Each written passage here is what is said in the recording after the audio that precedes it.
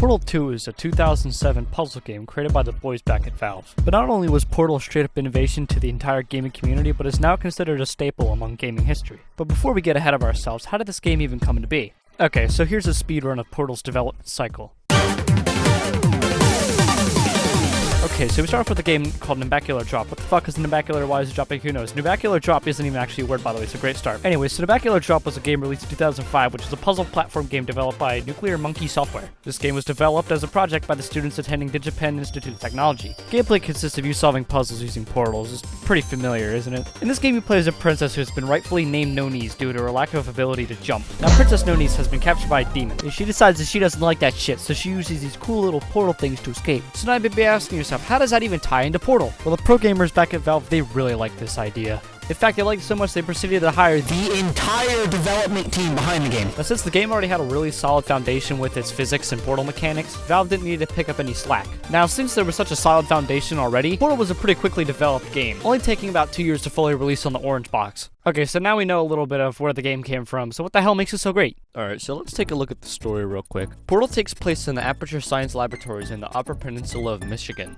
Aperture Science exists in the same universe as the Half-Life series and is a competitor to Black Mesa. You play as a character named Shell, who after waking up from his status bed and hearing instructions from GLaDOS, goes on to go through a series of tests using an Aperture Science invention, the portal gun. GLaDOS, who is an Aperture Science AI, promises cake as a reward for Shell if she completes all the testing chambers. And this is all that drives the game forward.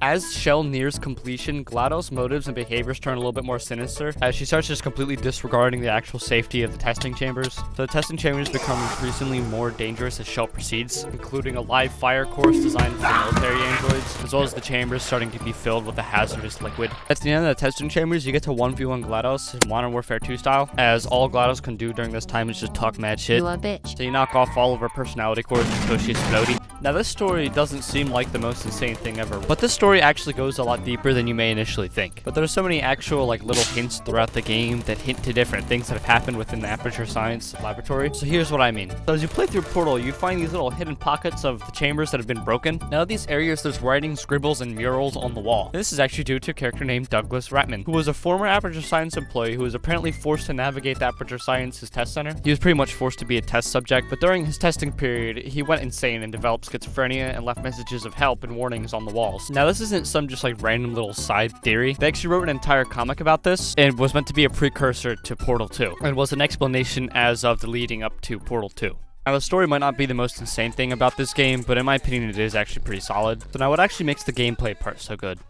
So if you haven't figured out yet, Portal is a puzzle game that uses portals, momentum, and physics objects to solve the aforementioned puzzles. Now what makes it such a fun mechanic is how well implemented and how much quality player experience they manage to squeeze out of a mechanic like this. This game makes it so that sometimes you really need to think about what's going on and how to solve something. But also this implements some aspects of non-linear gameplay. There are some rooms where you can solve the puzzle multiple ways, and both ways require at least some level of thinking. For example, in room 13, the room is actually a two-parter. The first half is relatively simple. Pick up a cube, put it on a button, then you're out. But then in the second half, you can actually solve the puzzle a couple of ways. You can either go to the other side, place two portals, jump down to your portal, get onto this platform, pick up the other cube, run all the way across the map, put the cube on this button, there's a portal here and here, and then the lift comes down and there's the puzzle done, yippee, you win. Or, hear me out, you just place these two portals, jump down, then you're out. Puzzle's done. Aren't you so smart? Well, you see, it's things like this that just makes games like this so fun. Your playthrough might be just a bit different from someone else's. And to me, that's just such an exciting thing. I remember having so much fun trying to find the fastest way to solve these puzzles. And on top of this, the game even has challenges for these things. There's least steps, least portals, and the fastest time to complete each chamber.